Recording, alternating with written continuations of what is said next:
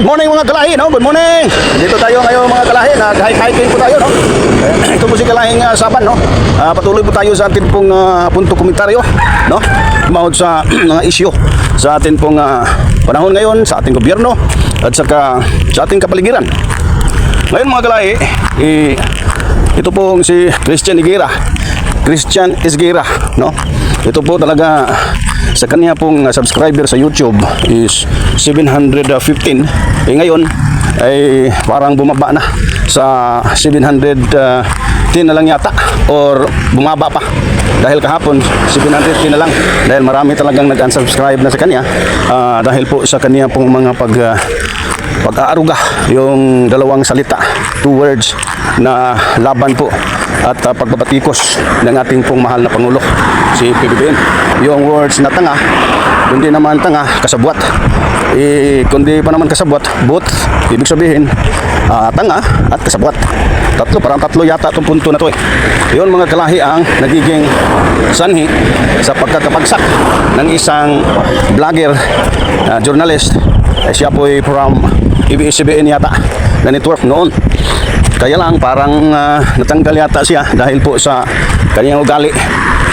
Parang mayabang yata. Pasimple lang yung yabang niya eh. Dahil hindi naman siya basta na lang bastos siyang magsalita. Mahinahon naman siyang magsalita. Kaya nga sinasabi kong pasimpleng banat sa ating gobyerno. Dahil siya naman ay isang dilawan talaga siya, no? Siya po'y dilawan. Siya po'y kakamping. Hindi naman bago naman yung kakamping na establish. Kaya dilawan talaga itong tao to, no? Kaya lang ang magiging consequence sa ginagawa niya ay parang tayo na pong mga BBM vlogger, BBM loyalist ay parang nagdududa na, no? Dahil sa kanya, nagdududa na po tayo na hindi talaga ito mapagkatiwalaan itong dilawan. Hindi naman lahat. Ito lang si Christian Esguera na nagbigay talaga ng tinatawag na kumbaga separation sa ating pong pagkakaisa, no? Dahil ang BBM loyalist at saka itong mga dilawan kakamping dapat ito magkaisa para hindi talaga na magaupo sa pisto itong mga Duterte. Yun naman talaga ang ating layunin. Kaya mga kalahi, no, tayo po ay magsusuri, ingat po tayo at atin pong bantayan itong mga galawan, no, ng mga kalahing mga kakamping or dilawan, no? Kaya mga kalahi, ingat po tayo dahil pag magkamali itong mga dilawan o kakamping ay talagang wala na talagang pagkakaisa at mas delikado na makabalik sa pwesto ang mga Duterte, no? Kaya ingat lang tayo. Kaya sa atin po ay huwag bastang maniwala itong mga kakamping at saka itong mga dilawan, no? Kapag ikaw po'y loyalist, kapag ikaw po'y BBM supporter, parang sentro na po tayo sa pagka-loyalist sa atin pong mahal na presidente, no?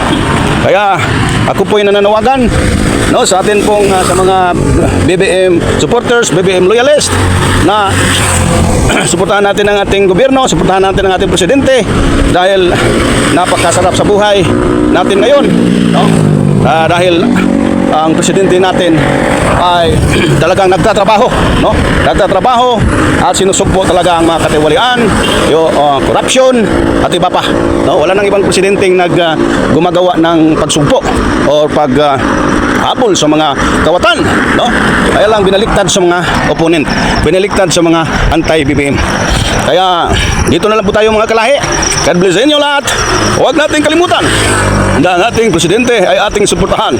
At saka huwag kayong lumalaban sa gobyerno, huwag kayong magrebelde sa gobyerno dahil pag gawin ninyo ang pagrebelde, nagrebelde kayo sa Diyos dahil walang gobyerno na hindi tatag ng Diyos. God bless.